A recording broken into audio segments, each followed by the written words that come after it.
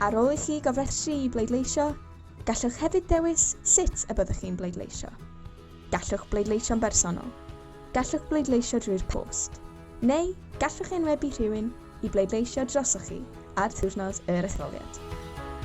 Os byddwch chi'n penderfynu pleidleisio'n bersonol, mae gorsafwydd pleidleisio ar agor rhwng 7 y bore a 10 y hwyr ar y diwrnod pleidleisio. Mae nhw'n arfer yn adeiladau cyhoeddus, fel ysgolion neu neuaddau lleol, felly mae nhw'n hawdd dod o hyd iddyn nhw.